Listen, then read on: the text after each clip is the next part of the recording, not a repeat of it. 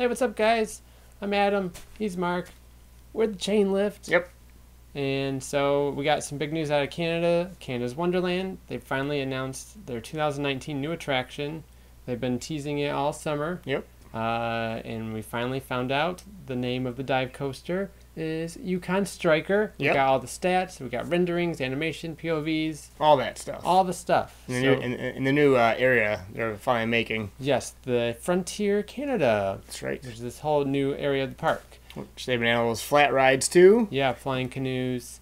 There's lumberjack flying canoes, soaring timbers, all that stuff. Seems like it's been a master plan, slowly building up this area. Yeah. So we're going to get into all this, and we're going to give you our thoughts and our reaction.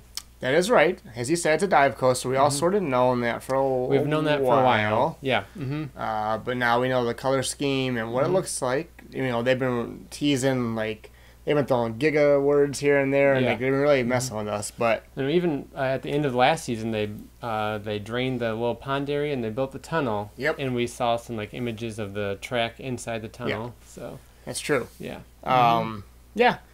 It's not a giga, but it is bigger than. It's the biggest. It's 3 records.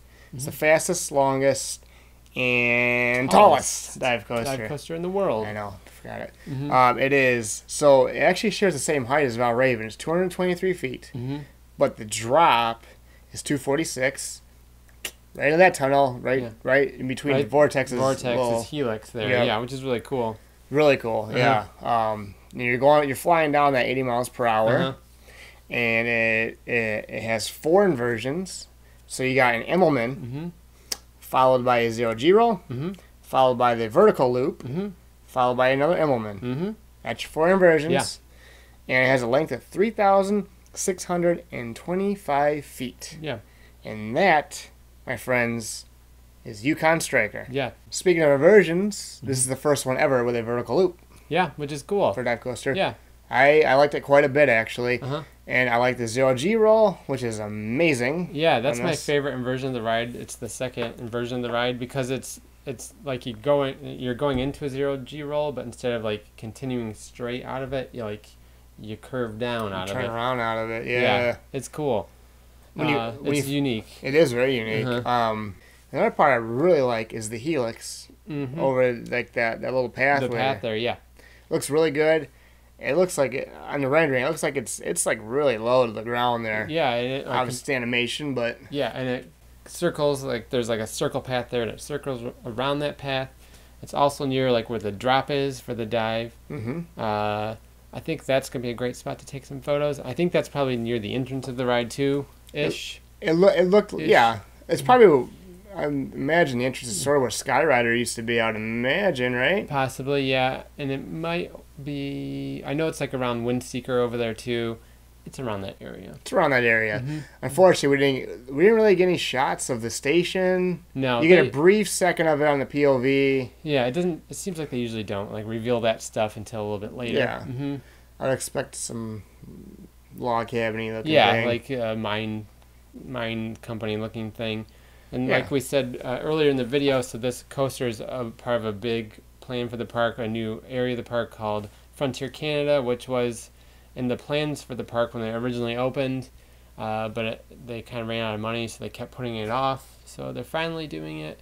So they already have a lot of rides in the area that they're just going to include in this area, like Canadian Minebuster, flying canoes, lumberjack, soaring timbers, lumberjack, Timberwolf Falls, Whitewater Canyon, Vortex, which I do think they're going to change the name of Vortex because all the other ones, it's like Timberwolf Falls and Soaring Timbers and Lumberjack, which all fits within the Frontier Canada theme.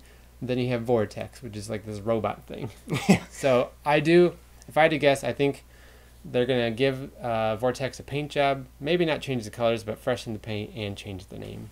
And they added the planks on it? Was that what it was? Or what? They added on the trains themselves. They added these skins that make them look more like wood. Yeah. Yeah. So I think that's cool. I think it needs a name change, probably to fit in the area. There's lots of vortexes in the Cedar Fair chain. It'd be nice to change. Yeah. Yeah.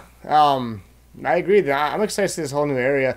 I would assume they're going to maybe add a shop or two, maybe, potentially, or a restaurant. Especially with, you know, with Yukon Striker, there's going to be a new gift shop there. Of course. And there's probably going to be a new drink stall or fast service food stall.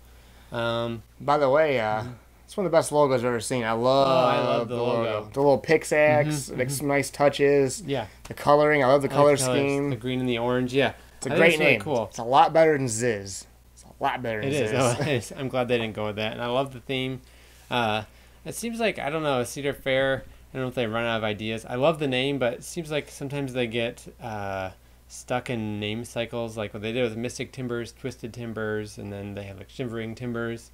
Now with this one, they have Gold Striker. Well, to be fair, Cedar Fair didn't own Shivering Timbers. Right, yeah, but so...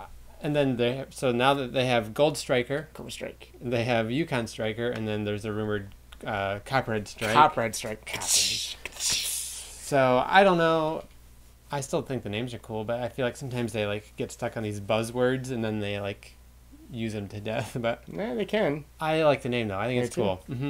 And besides that, I forgot you got besides the tunnel coming down the loop, you also got that kind of dugout tunnel like too, right there. Yeah, it's not a fully encased tunnel, but it's like a trench. Now there's one. Okay, I do think this is gonna be the best dive coaster in the world from the looks of it. I love the layout and it's unique compared to other dive coasters. I wish I had a splashdown. That's the kind of the. I guess it's kind of always the. Yeah. And I wonder if we kind of get in that mode because the first dive coasters always splashdowns. I think you always assume it's gonna have. Like it's a part of the thing, yeah. But I guess it doesn't necessarily need to. I love a good splashdown. They're fun. You don't see them a whole lot. No, they're fun. I after Valraven. But it's got the tunnel and everything, so it's cool. I mean, because Valraven doesn't have tunnel or splashdown, which I wish it had one of the two, but. Yeah, the tunnel is a nice touch, and I even like that little dugout one. It looks good. I was when I first watched it, and I saw the drop into an Emmelman. I was like, "What's this Valraven 2.0?" Like, but then, man, the rest of the ride though is completely different. Yeah, and it's cool too that like a lot of the ride, it doesn't seem like it goes like there's parts of the ride like the 0G roll where it doesn't go all the way down to the ground. You're like kind of up in the air doing a hill, and then you do the 0G roll back down to the ground. I think that's probably around when you go into the trench area. Yep. So there's parts of it that are like above vortex, and then there's parts of it that go down to the ground, which I think is cool. It is. The looks of it, this looks like the best dive coaster. Yeah. I'd be very shocked if it was not the best dive coaster. We're going to check it out, though, next summer. Well, in America, at least. I don't know about the ones over in Europe. Yeah. But yeah. We're going to check it out. So we're excited. They already have a great coaster lineup, and this just makes their lineup that much better. Yeah, let us know if you guys are as excited about Yukon Striker as we are. We're very excited. Leave your comments below, and you're always welcome to subscribe to our YouTube channel. Yep. And please comment. We love comments. Everybody's welcome. Leave your comments. You can find us on Twitter and on Instagram at The Chain Lift. That's give us the likes, comments, everything. Yeah, I think that covers it all. Besides this. See you later.